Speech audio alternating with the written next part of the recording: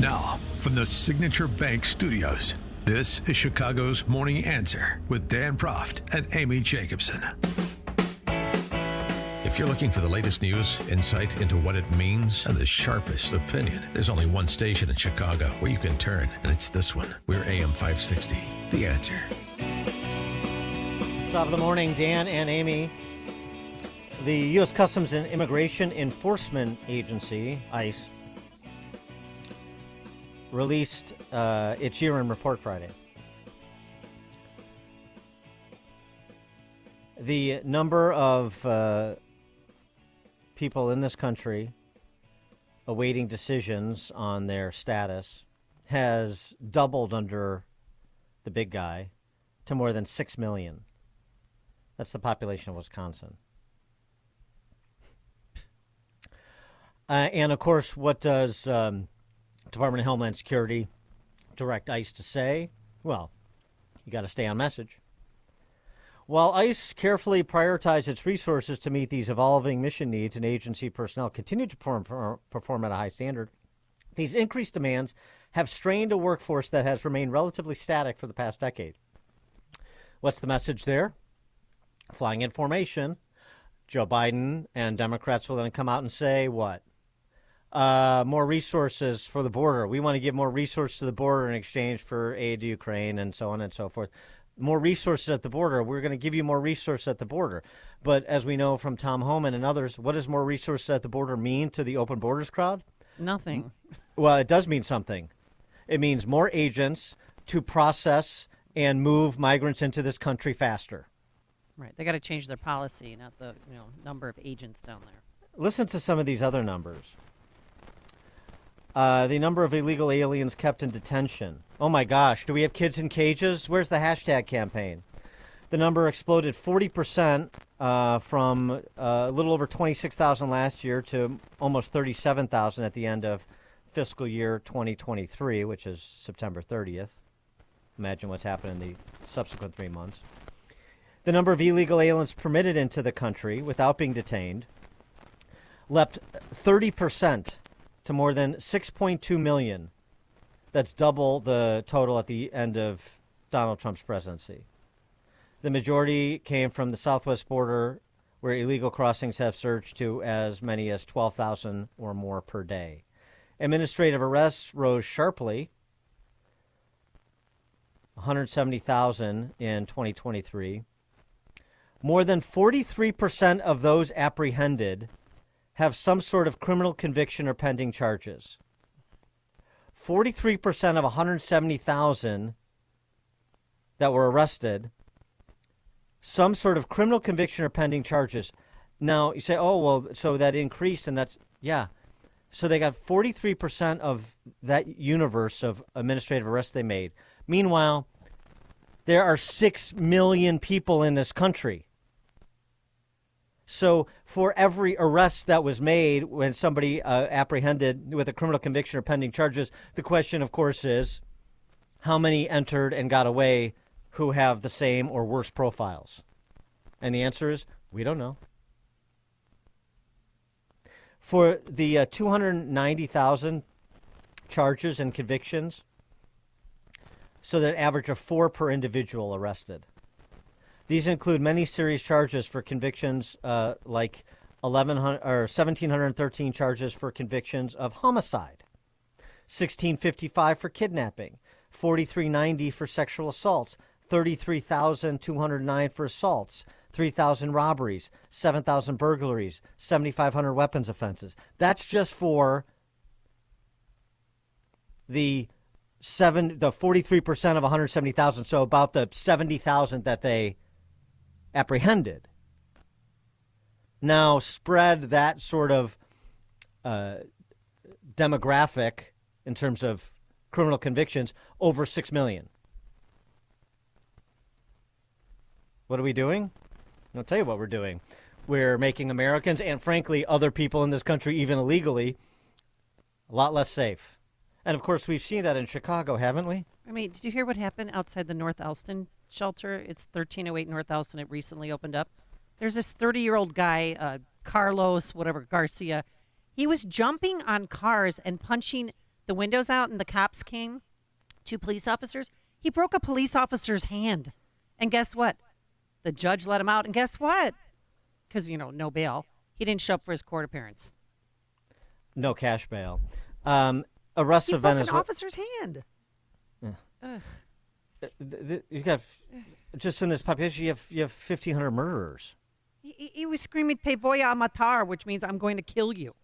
Arrests of Venezuelans in Chicago has surged 2,538% since the crisis began this year. But I mean, just in raw numbers, it gives you an idea. As of November 12th, Chicago police arrested 686 people this year who listed Venezuela as their birthplace.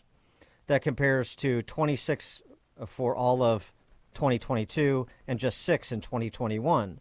So again, we've got thousands and thousands of Venezuelans who've come to Chicago from Venezuela through the Mexican U.S. border, of course. And most of them are law-abiding, and most of them haven't committed a crime. But that's not the point. The point is we don't distinguish between who is and who isn't, who has and who hasn't. We have no idea. And so when you willy-nilly bring that massive population in and you don't make those distinctions, then you make people less safe, including a lot of those otherwise law-abiding Venezuelans. And tell me again how that's humane. Not to mention the number of people who killed trying to make their way from another country through our southern border. Tell me how that's humane. Tell me how it's humane to have chaos as your border policy. For more on all this, we're pleased to be joined again by Mark Morgan, of course, is the former head of U.S. Customs and Border Protection. Mark, thanks for joining us again. Appreciate it. Dan, Amy, first of all, thanks for having me. Happy New Year. And I got to tell you, as I'm listening, I'm thinking, you know what? You guys really don't need me. We do. I'm serious. I could not have explained the chaos and lawlessness that's happened on our border better than the both of you just did. Well, and here's the response from these open borders, defund the ICE once upon a time. They don't say it out loud anymore, but that's still their position. Like our mayor, Brandon Johnson, our governor, J.B. Pritzker, but other mayors too, Adams in New York and Johnston in Denver. We have to provide work permits immediately. We have to get federal dollars. We have to have rental assistance. We have to have shelter. We have to have wraparound services. We have to do this. We have to do that. And meanwhile, as Bill Malugan's been dutifully reporting for Fox News for these many months, I mean, you have congregations of people at places like Eagle Pass, Texas, that he's never seen before, in the tens of thousands every single day. So there's no limit to the number of people that are trying to get in because we've said, our politicians have, come one, come all. So the response you would offer to the big city mayors who are crying for more money from the feds. Yeah, so there's a couple of things that both of you brought to light that are very important. One of them is that this is not a resource issue, that this is a policy issue. And for everybody listening real quick, I always like to make things as simplistic as possible. Think of it in this term. The day that President Biden took over, he had the same resources that we had under President Trump. Think about that for a moment. The same level of resources. Nothing changed, right, with respect to that. But yet we have the worst border security crisis in our lifetime. Right now, December is set to have somewhere between 340 to 350,000 total nationwide encounters in a single 30-day period. The worst 30-day period in our nation's history since we've been collecting data since 1924. What changed? Just as you said, policy. And every single time this administration or anyone that's speaking on behalf of this administration, they talk about how they inherited this dismantled policy. It's a lie. Because if you think about it, when they say that, they don't give you an example of what was dismantled in the previous administration. But we do when we say that they are the ones that took the policy that we have, this network of tools, authorities, and policies that led to the most secure border. I'll give you just a couple. The Remain in Mexico program, on day one, they ended it. The asylum cooperative agreements we had with all 3 Northern Triangle countries, they ended it. And I could keep going on and on. Catch and release. We'd ended catch and release, which is one of the largest incentives for the flow of illegal immigration. They reinstated it. So it's absolutely absurd what they're saying right now. They're lying to the American people, and they are solely responsible for the chaos and lawlessness on our southwest border. What do you say to those who say that those coming to this country that are here, I should say, are asylum seekers, and they're allowed to be here, so they're doing it under color of law, and we just have to expedite the adjudication of their cases. If anything, you heard from Denver Mayor Mike Johnson saying, the backlog of asylum cases is 4 years, and so you have to do the work permits and so on and so forth. So they always have an excuse to make something that's supposed to be temporary permanent, but we need a response to that. So what's your response? First of all, I would say anyone that enters the border illegally in between the ports of entry, that's a crime, number one. So what the end doesn't justify the means. So when you enter illegally, that's in violation of the rule of the law. It's in violation of our nation's sovereignty. We should not reward someone after the fact of what they do. That's number one. Number two, what people don't understand, 85, 89% of those that actually claim asylum are not doing so validly, meaning they are economic migrants, meaning they were not the specific victim of state-sponsored persecution because of their involvement in protected class. We know this. We've known this year after year, decade after decade. This administration knows that, but yet they're still releasing people that, one, committed a crime by illegally entering, and two, after the fact, when they claimed asylum, they knew they were doing so fraudulently. And number three, not everybody's actually claiming asylum. A lot of people don't even understand that. They're being released into the United States, and they didn't even affirmatively claim asylum.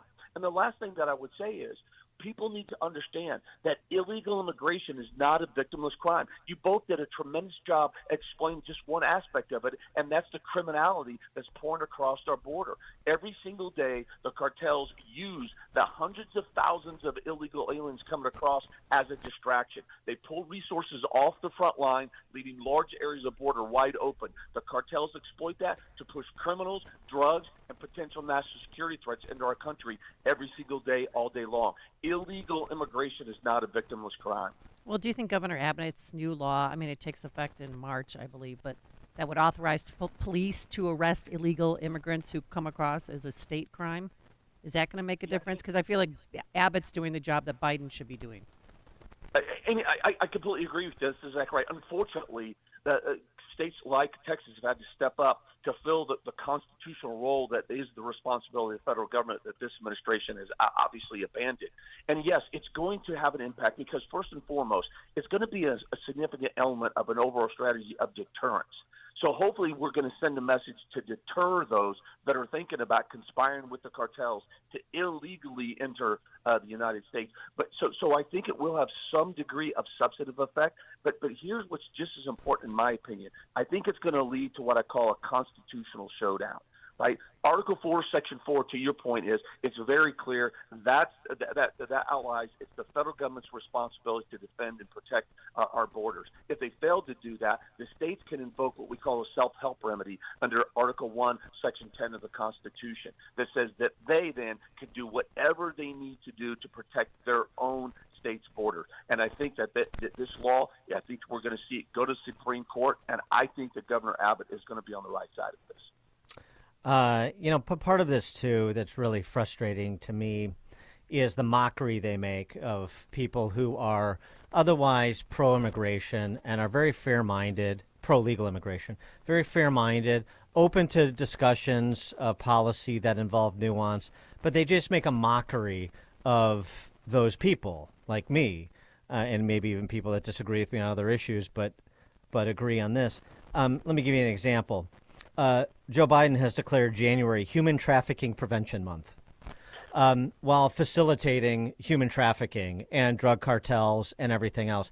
They just insult the intelligence and the goodwill of the Americans who are reasonable on this issue. That's exactly right. Because I'm with you. We've talked several times over the past few years. I don't know anyone who doesn't join us in the demand for strong border security, because that's what's happening right now. The chaos and lawlessness is about our nation's border security, which is synonymous with national security. It's not about immigration, but that's the narrative, right? They want to erase the illegal part of illegal immigration, and as if illegal immigration has no downside effect, and we just described it does.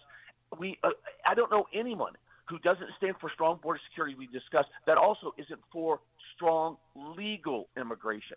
And I think that's the frustrating part. It goes beyond insulting. It goes beyond spin. They're actually lying to the American people. They've captured a narrative. They've twisted the narrative, and they're using a narrative that actually lie to the American people every single day.